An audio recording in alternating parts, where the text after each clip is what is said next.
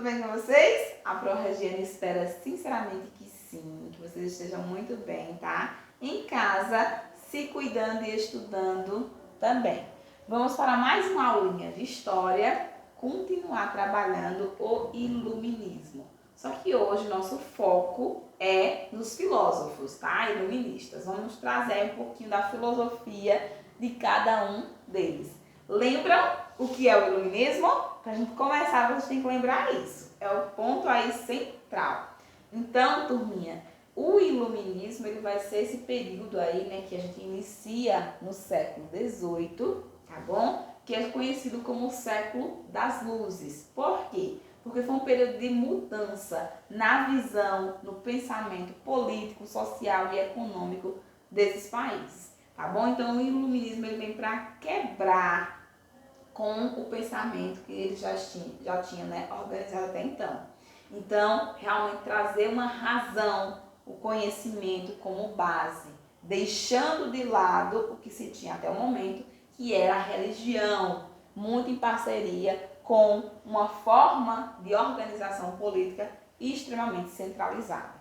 Então, o iluminismo ele vem para romper com essa centralização e com esse poder da igreja, né, atuando ali também como poder político. Então, essa, né, a missão aí das ideias iluministas. E aí a Pro começa, né, nesse período aí do iluminismo, trabalhando o que eles vão chamar aqui, né, de uma corrente muito poderosa, né, do iluminismo, que é o enciclopedismo, tá, gente? Esse processo aqui é basicamente o Google, tá bom? Então eles começaram a fazer o Google daquela época. Então esse processo começou com o pensamento iluminista. Muita gente, né, não entende, mas a ideia de você ter um acervo com várias áreas de conhecimento que a gente utiliza hoje, né, para pesquisa, surge nesse momento da história. Então foi um movimento filosófico, tá? Principalmente, até porque estavam envolvidos ali os principais filósofos da Europa, mas também cultural, né, que surge na França e depois vai ganhando ali outros espaços. Lembro ainda para vocês que cada ponto, cada país aí, ele vai atuar com o iluminismo de uma forma totalmente, né, diferente, mas levando a mesma base, que é a ideia de renovar essas ideias, trazendo a razão. Foram aí, né, um processo de junção de 28 livros, tá, que foram catalogados, né, feito um complexo aí, tá, junto e lançado, tá bom? No processo aí de criação dessa nova corrente. Tudo isso aí no século XVIII, como a Pro já colocou. Esse foi um instrumento muito poderoso, por quê? Porque além de reunir livros, né, como eu posso dizer, de segmentos diferentes, ele também fazia uma crítica muito forte ao regime político imposto na época, que eram as monarquias absolutistas. Então, por esse motivo, essa é uma corrente tão poderosa, tá bom? Então, para esses filósofos desse momento aí, né, a liberdade, ele era o maior bem, tá bom? Então, ter liberdade, o que não se tinha, até porque a gente vivia, né, eles viviam sobre o poder de reis, né? Então, que tinham aí um poder que não tinha limites, ou seja, não tinha medidas. Eles poderiam fazer o que quisessem, tá bom? E aí, com o advento dessa nova ferramenta, eles vão pensar o seguinte: a gente precisa ter a liberdade como o maior bem e defender a qualquer custo. É nesse contexto que surge, né, aquela famosa frase: eu posso até não concordar com você, mas eu vou lutar até o fim para que você tenha o direito de expor aí a sua opinião. Então é nesse contexto que surge essa ideia. Por quê? Porque eles trazem a liberdade como o maior bem.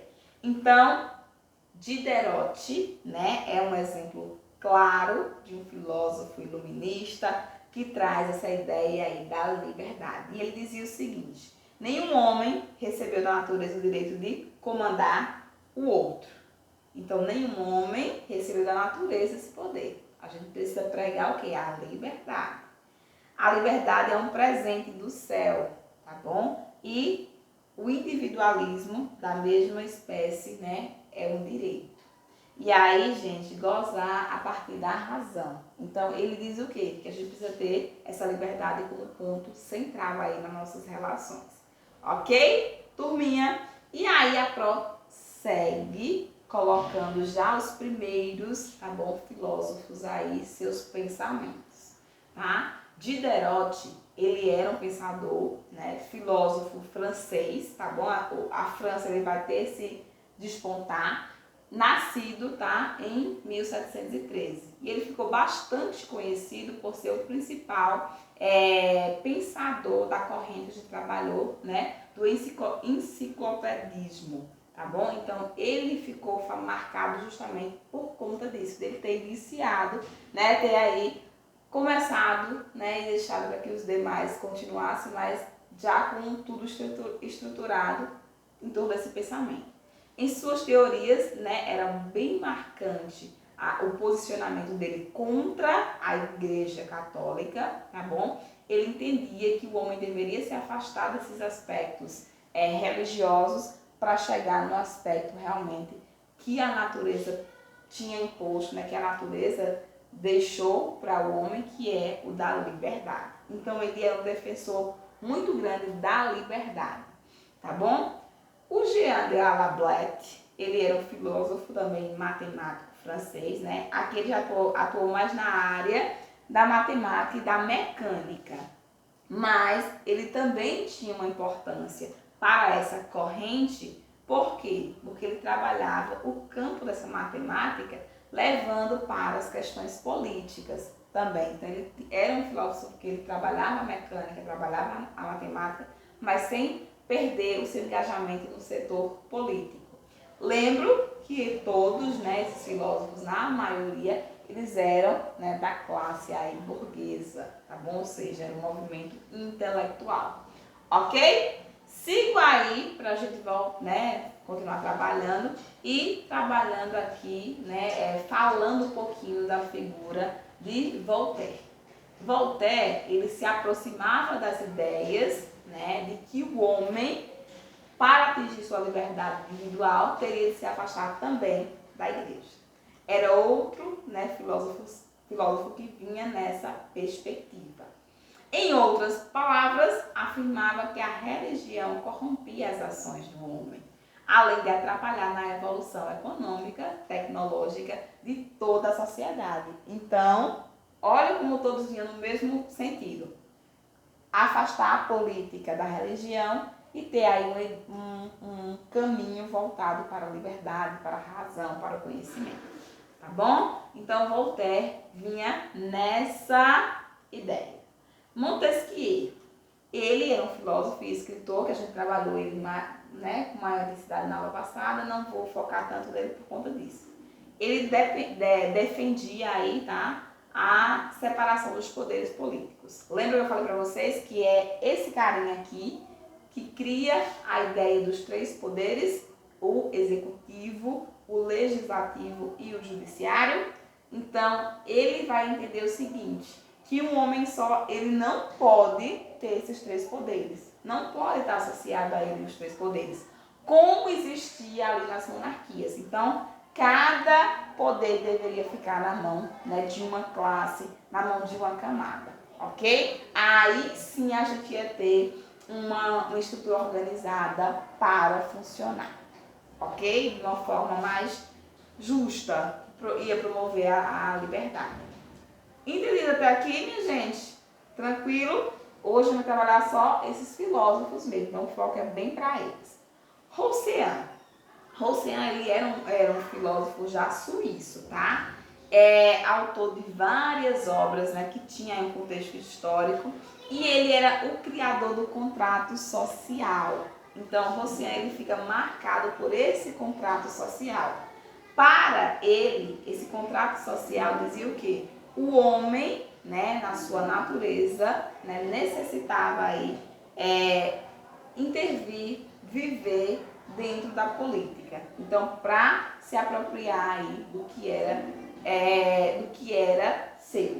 Então, ele diz que a partir do momento que a gente cria a propriedade privada, é que a gente começa todo o processo de disputa, de briga, né? Todo o processo que ia trazer aí as complicações na política. Então, para ele, esse contrato social surge a partir do momento que a gente cria a propriedade privada. Porque até então, quando você tinha uma propriedade coletiva, a gente não precisava ter representantes, a gente não precisava, né, ceder nossos direitos para que uma outra pessoa falasse, né, por a gente. Então, ele vinha muito nessa lógica. A partir do surgimento da propriedade privada, houve a necessidade de uma organização de um Estado. E aí, essa organização do Estado gera todo o problema, né? Isso aí na visão de Rousseau. Tranquilo até aí, minha gente? E aí eu foco e trabalho com você a questão do liberalismo econômico, que é outra vertente também do iluminismo. O liberalismo a gente vivencia até hoje, né? Com o chamado neoliberalismo, mas a base surge de fato aqui.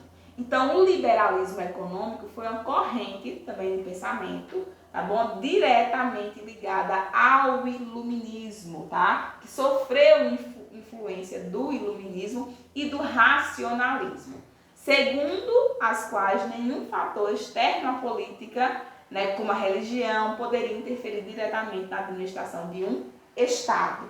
Ou seja, somente essa política tinha que fazer essa intervenção, né, a partir desse Estado, na economia e em outros setores que são essenciais. Os liberais criticavam principalmente o absolutismo, né, que era o ponto aí chave da disputa, né, o ponto-chave aí, né, desse processo da ideia iluminista, tá bom? E aí ele diz que para uma evolução tecnológica, econômica, todos vão dizer basicamente a mesma coisa, só que seguindo aí vertentes um pouco diferentes, né? Esse Estado ele deveria atuar como um Estado liberal e não controlador, ok? Aqui a gente tem esse quadrozinho, a Pro colocou, que sintetiza tudo que a gente está colocando, tá bom? Então, o liberalismo econômico, né? Tem aí o processo de fixar os preços do produto, tá? Contratar e despedir trabalhadores, né? Trabalhar com a lei da oferta e da procura, né? Olha aí que os pensamentos atuam hoje, já vem daí. Maior quantidade, tá bom, de produtos para serem comercializados. O Estado não intervém na economia, a não ser em momentos, né, de ápice, de crise. Garantia aí da segurança e da justiça. Então, para o liberalismo econômico, essa deveria ser as funções aí. Os principais, né, pontos aí do liberalismo a gente vai trabalhar um pouquinho à frente. E aí a gente tem também uma outra corrente, tá bom? Que são os fisiocratas. Quem são esses fisiocratas? Os fisiocratas, eles eram integrantes aí da escola econômica, né, e científica, conhecida como fisiocracia, e também, né, tem uma atuação forte aí no século XVIII. É considerado aí a base da concepção de que a terra era a fonte de toda a riqueza, e que, portanto, ela precisaria ser concentrada se você quisesse concentrar aí a riqueza. Os fisiocratas, né, eles criticavam as práticas aí mercantilistas, tá bom? Essencialmente o protecionismo. Então, tudo que a gente estava trabalhando, lembram do mercantilismo? Que a gente tinha aí o metalismo, o processo do protecionismo econômico, eles faziam uma crítica muito forte, ó, o que a Pro está colocando aqui para vocês, por acharem aí que esse sistema econômico era na prática uma troca de mercadorias, né, sem a utilização aí dessa moeda, ou utilizando essa moeda, mas de forma muito ruim para eles. Acabavam por não conseguir explorar, de fato, totalmente as potencialidades da região, né, que tinham terras e que a terra era, de fato, a riqueza, não outros produtos, tá bom? O lema deles é deixa fazer, deixa passar, né, e aí a marcha, você não estaria marchando aí sozinho. Turminha, a gente tem aqui representantes, tá bom, dessas ideias fisiocratas, dessas ideias do liberalismo, tá bom, econômico, que vai ser Adam Smith, tá bom? Então, Adam Smith, ele vai ser um representante aí das ideias liberais, né, fisiocratas, muito ligadas aí nesse processo. e acreditava que o Estado tinha a obrigação de assumir a responsabilidade social e política, mas não poderia interferir diretamente em suas relações econômicas. Então, a ideia central de Adam Smith vinha ligada a isso. David Ricardo, tá bom? Ele já tinha o processo de falar um pouquinho mais do valor das mercadorias, tá bom? Que para ele estava diretamente relacionada ao valor desse trabalho desempenhado, tá bom? Então, o valor da mercadoria está ligado ao valor desse trabalho e também o tempo gasto nessa produção. Nesse sentido, os salários, né, se você fizer o processo de aumentar os salários, você geraria aí condições para o processo de acumulação, né, ser menor. Então, teria que observar aí essa questão das relações de trabalho.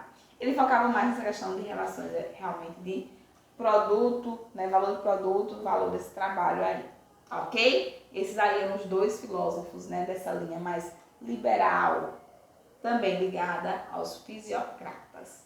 Ok, meus amores? E a gente, né, entende ainda que a gente precisa trabalhar a ideia do que era dentro dessa filosofia iluminista. Eu falei para vocês o seguinte, que teve muita gente que não queria perder o poder, né? Então a ideia do iluminismo era que os reis fossem, né, deixados de lado, fossem substituídos. E aí tinha alguns reis que, para não perder esse poder, eles acabavam dizendo, é porque eu não sabia, mas essa ideia, essa filosofia iluminista é bacana, a gente pode começar a implantar em partes. Só que não era a parte da filosofia iluminista que vocês queriam, né, superar a minha existência, né, que era aí a figura dos reis. E aí, essa corrente, né, de reis, né, de pessoas que estavam aí na liderança dessas monarquias absolutistas, que começaram a aceitar, vamos colocar assim, o iluminismo, eles começaram a ser chamados de despotismo esclarecidos, que eram aquelas pessoas que começaram a se esclarecer, vamos colocar assim, diante das ideias iluministas. Então esse era o grande ponto. Foi um regime político, está baseado na centralização do poder, na figura dos reis, mas com ideias iluministas. Perceberam que eles pegaram as ideias iluministas, mas atrelaram a figura do rei. Na prática, o governo continuava autoritário e rígido, mas laico, né? Mas pelo menos seria aí o que eles chamariam dessa possibilidade de ter mais vertentes, inclusive religiosas e tudo mais. Então a gente teve também essas pessoas que foram chamadas os esclarecidos, tá bom? Dentro do processo iluminista, que eram pessoas que já estavam ali naquele processo, mas que passaram por esse processo de tentativa de aceitar, para não perder o poder que eles já tinham. Tá bom? Então a gente finaliza aí nossa aulinha sobre esses filósofos, sobre as correntes e pensamentos filosóficas do iluminismo, percebendo que a gente tem várias vertentes, mas que todas culminam na mesma ideia de superação das monarquias absolutistas, da ideia de trazer um Estado, né, com mais liberdades individuais, tá bom? Que priorizasse mais a questão social de divisão de poderes. Ok, meus amores? E aí a gente finaliza nossa aulinha de hoje. Ó, beijos da Pro e até o nosso próximo encontro.